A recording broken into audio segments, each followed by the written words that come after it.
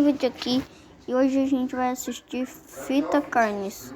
Só que esse desenho aí é meio bizarro, mas tá. Que? Tá. Tchau, Pedro. Tchau. Vita Carnes. Imagina comigo, uma nova espécie do que seria uma planta surgiu no planeta. Essa nova planta é diferente das Daqui uns dias a gente vem daí pra você nadar mais um pouco. outras. É tido pela ciência que sim, a vegetação que a gente conhece no planeta Terra é viva. Só que essa aqui tem consciência e até mesmo vasos sanguíneos. Isso seria ruim? Eu acho que não. A menos que... Isso acontece.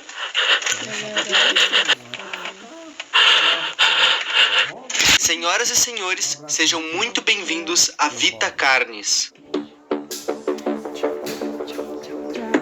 Próximamente nada de novo. Vita Carnes é uma série que conta uma história de um mundo chamado Planeta Terra. Assim como em qualquer outra série que a gente já tenha visto aqui, esse mundo tenta se passar pelo nosso. Mas qual a peculiaridade que ele carrega dessa vez? Um vírus mortal que faz geral rir? Criaturas que se passam pela gente? Uma organização que contém experimentos bizarros? Não. Esse aqui contém pequenas criaturinhas lindas. Parece uma tartaruga do avesso. Meus amigos, esse é o mundo de Vita Carnes. Em 1930, uma nova espécie surgiu. E como ninguém sabia como tratar essa nova espécie, uma área da ciência meio que foi criada somente para estudar essas coisas. A chamada National Living Meat Research. Essas criaturas são compostas basicamente pelo que todas as outras são, exceto por pele. O que ele falou em inglês, ele falou o quê? Elas não têm pele, por isso que parecem que estão do avesso. Essa série de vídeos que a gente está assistindo é como um diário de pesquisa da National Living Meat Research. E aqui eles tentam explicar a origem dessas coisas, mas eu já adianto que não tem uma resposta concreta. Essas criaturas podem surgir em qualquer lugar que tenha um pezinho de crawl. Na verdade, todas as outras espécies de Vita Carnes precisam ter esse crawl, mas a gente já fala das outras espécies.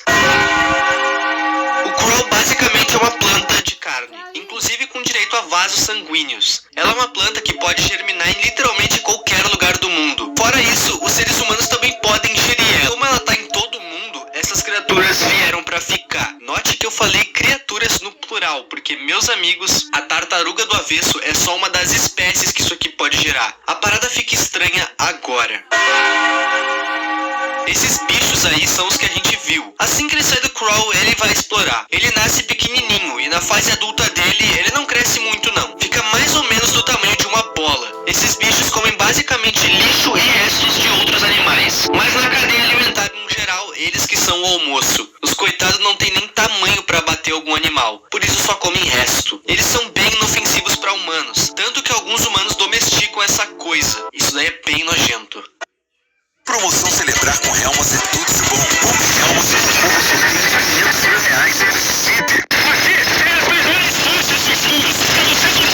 mil. O que o nome sugere é uma cobra de carne, que lembra bastante um piolho de cobra, só que enorme. Quer dizer, enorme depois de adulta, porque quando isso aqui é recém sai do crawl, ele é quase do tamanho de uma moeda. Por mais que essas criaturas sejam maiores e capazes de abater outros animais, isso daqui também só come restos de outros animais. Quando ela enfim consegue se alimentar, ela vai digerir, mas de uma forma que conserva os ossos e a carne, seja lá do que ela comeu. Porque são os ossos e a carne que vão fazer ela ficar maior. Quanto mais ela come, mais ela cresce. Mas elas não são agressivas. Na verdade, elas são tão inofensivas quanto o trimming. E os humanos também domesticam essa coisa aí, no intuito de manter tudo limpo. Esquece os funerais ou animais mortos na pista. Os humanos ensinam essas coisas Gente, por que que...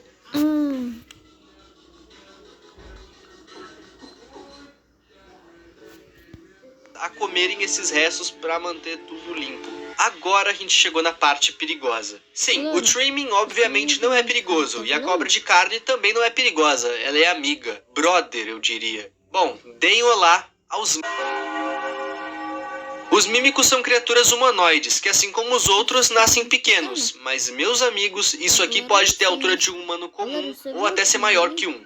Durante a sua fase pequena, ele come animais da mesma estatura que ele. Mas conforme ele cresce, o cardápio cresce junto. tornando na sua fase adulta o seu prato preferido, os humanos. A pira é que esse bicho é inteligente. Ele pode entrar dentro da tua casa e se esconder nas tuas roupas ou móveis, tudo pra te atacar de surpresa e garantir a janta, eu acho. A coisa fica pior ainda com o fato de que quanto mais eles comem carne humana, mais parecido com o humano eles ficam, conseguindo assim se esconder na sociedade. A forma mais comum dele atacar é quando a pessoa tá dormindo. Mas se a pessoa estiver acordada, ele vai fazer barulhos pra chamar a atenção dela e confundir a mesma.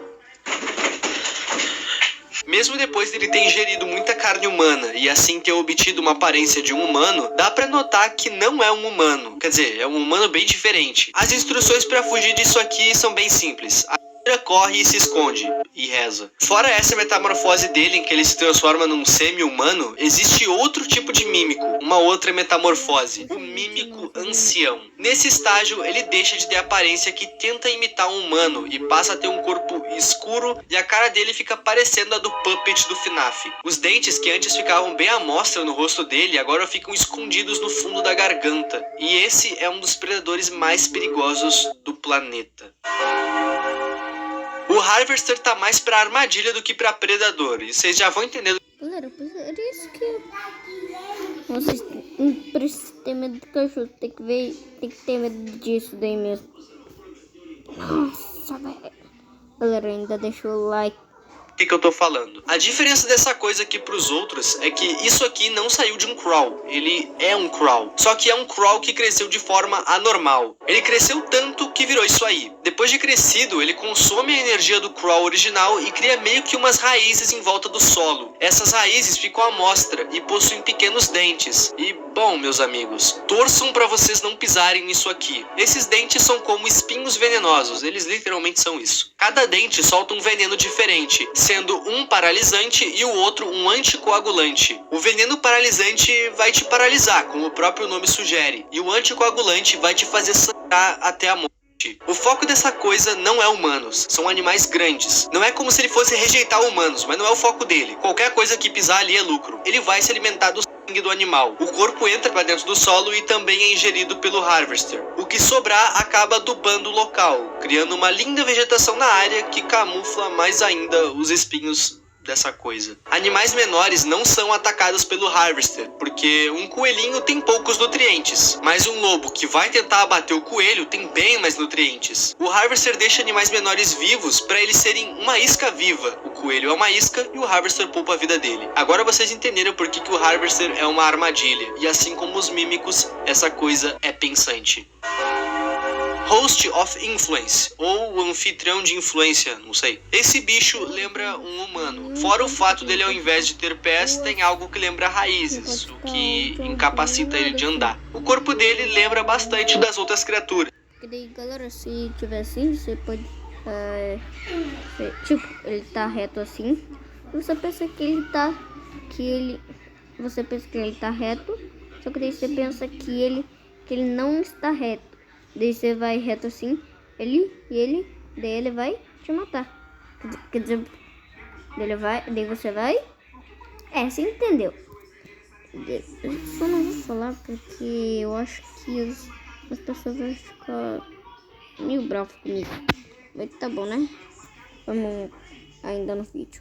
Parece também que tá do avesso. O rosto dele é liso, sem boca e sem olhos. Fora um buraco enorme na garganta dele, que serve justamente para ele se alimentar. E assim como o mímico, essa criatura se alimenta de humanos. Tá, mas como é que ele se alimenta de humanos se ele não consegue sair do lugar? É aí que vem a plot. Nas costas dele tem como espinhos que soltam esporos pelo ar. Se alguém inalar essa coisa, essa pessoa vai ter alguns sintomas comuns ao de uma gripe, cansaço e etc. Porém, conforme os esporos avançam no corpo em direção ao cérebro da vítima, os sintomas mudam também. A pessoa vai perder o controle do próprio corpo e vai passar a ir caminhando em direção ao host que soltou esses esporos, para então ser devorada por ele. Quando a vítima chegar na criatura, ela vai se ajoelhar e vai deixar os seus órgãos vitais bem à vista, tudo para facilitar o almoço do host. Se por um acaso a pessoa conseguir atendimento médico ou até mesmo demorar mais de 36 horas para chegar até o host, os esporos vão perder o poder que eles têm sobre o hospedeiro, ou seja, a pessoa vai estar livre. Agora a gente vai entrar na parte mais estranha sobre Vita Carnis. Se tu acha que o entendimento das criaturas foi, entre aspas, simples, bom...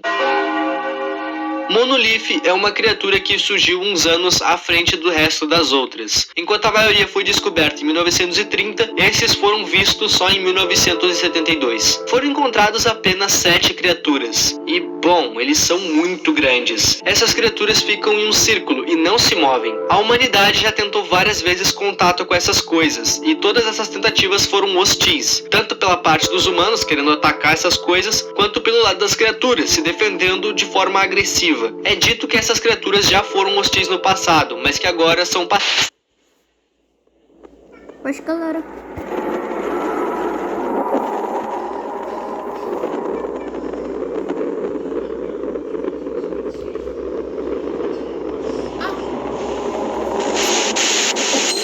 Em teoria, os monoliths são a última criatura que a gente tem pra ver, né? Sim, porque a suposta 8ª criatura não é uma criatura, é uma... Se vocês prestarem atenção, a gente estava indo num papo de biologia que fazia sentido. Criaturas que tinham uma origem, uma forma de atacar, eram basicamente novos predadores. Faz sentido. De repente a gente tá falando de coisas e seres cósmicos e uma literal esfera voadora chamada de singularidade. A gente sabe literalmente quase nada disso. O que se sabe é que ela tem em torno de 1 metro de diâmetro e que ela flutua por conta de uma força invisível, bem como a gravidade. Também é dito que ela emite alguns padrões de sinais, fora uma energia própria. Sobre a singularidade, é só isso que a gente sabe até o momento. Existe mais um vídeo intitulado Message, e nele a gente pode ver algumas coisas interessantes. O vídeo começa como se fosse explicar o que são os monoliths, até ser interrompido. A gente foi interrompido por um vídeo de uma investigação. Existe uma organização nesse universo. Ela se chama Carcass, no caso é uma sigla. E essa organização foi retalhada pelo governo. Olhando o vídeo, é bem óbvio que isso se trata de uma investigação. Uma investigação que tenta ligar todas as pontas soltas dos vídeos em geral. E tem muitas pontas soltas. Muitas pessoas sofreram nas mãos do Vita Carnes. E a polícia e o governo tá acobertando tudo. Eles não querem que ninguém tenha nenhum tipo de conhecimento aprofundado sobre o que são os Vita Carnes e o que eles já fizeram. E bom, lembra da galera da National Living Meat Research? Eles fizeram aqueles vídeos sobre as criaturas na intenção de ser um catálogo sobre elas e como tratar elas. Todos dessa organização estão presos. Por algum motivo, algumas pessoas poderosas nesse universo estão tentando esconder tudo, como se aquelas vidas que sofreram nas mãos dos Vita Carnes não valessem nada. Esse vídeo foi postado há 11 dias e é o último dessa série. Vita Carnes também tem uma história paralela, contada conforme os vídeos se passam, e a gente vai se aprofundar nela agora. Em certo momento do vídeo, a gente pode ver que páginas de um livro aparecem na tela bem rápido, e esse livro conta uma história que até o momento parece ser paralela à história do Vita Carnes. Era uma vez uma família mágica. Essa família constantemente viajava por terra e mar na intenção de descobrir novas terras e novas coisas. Em uma dessas viagens, uma tempestade pegou a família de surpresa, e naquele mexe-mexe de onda vai, onda vem, o filho da família acabou sendo jogado barco afora. Na página seguinte é mostrado que o moleque sobreviveu. Depois de muito nadar, ele acabou chegando num lugar. Nesse lugar havia uma caverna. Ele entrou dentro da caverna e usou em si um feitiço que ia fazer ele dormir. Ele iria dormir até que ele tivesse totalmente curado. Esse sono demorou muito, milhares de anos para ser mais exato. Falar milhares de anos não é nem um pouco exato. Fora da caverna haviam essas criaturas, que eu apelidei de ancestrais do Daishikawa. Os ancestrais do Daish estavam passando fome e constantemente saíam para catar o que comer. Em uma dessas buscas, essas criaturas acabaram entrando na caverna em que o menino estava dormindo. As criaturas ficaram se perguntando quem era aquele ser e o que podia ser aquela magia. Elas queriam saber se aquele ser podia trazer comida para eles através daquele poder. Alguns ficaram com medo e se afastaram do ser mágico, mas outros, mesmo sem saber se a pessoa dormindo seria hostil ou não, resolveram ficar por lá e cuidar do menino enquanto ele dormia. E eventualmente, em algum dia, o menino acordou. Quando ele acordou, ele foi convidado pelas criaturas para conhecer a floresta e obviamente pediram ajuda para ele. O menino faz uma demonstração de seu poder e promete ajudar as criaturas. Ele disse que iria voltar para sua casa, mas que depois disso voltaria para as criaturas para retribuir o favor. Bom, aqui acabam os quadros até o momento. E aqui que entram as teorias. E eu vou contar a minha teoria. Os Vita Carnes é literalmente uma vegetação de carne que evoluiu para seres ambulantes e na maioria das vezes inofensivos. Se vocês olharem bem na página em que é mostrado o menino fazendo a tal demonstração de magia, essa magia lembra muito o crawl. Pensem comigo, uma ótima solução para a fome seria multiplicar a comida em todo lugar do planeta. E qual a forma mais eficaz de se fazer isso sem ser transformar a vegetação em carne? Lá no começo do vídeo eu citei que o crawl, a planta principal, pode ser ingerida pelos humanos. A minha teoria seria que o menino eventualmente acabou voltando para aquelas criaturas. E nessa volta ele teria criado um novo tipo de vegetação, uma vegetação comestível que pudesse germinar em qualquer lugar do planeta, com a intenção de acabar com a fome daquelas criaturas. E nisso ele acabou criando o que a gente conhece como Vita Carnis, ou melhor, o crawl. Mas assim como qualquer coisa viva, o crawl evoluiu. E é aí que começa o problema. Vita Carnis está se tornando uma história bem divertida, justamente por estar nos dando várias perguntas e poucas respostas. Eu amo teorias, e ter poucas respostas dá bastante espaço para muita teoria. Eu ando bem ativo lá no Twitter, e é por lá que eu tô pegando os desenhos de vocês. Então, se tu quiser me seguir, o link tá aí embaixo. Valeu demais o apoio, e lembrando que o Seja Membro tá ativo de novo. Mas só assistindo os vídeos, vocês já me ajudam muito. O meu nome é Ipe, e tchau. E fui!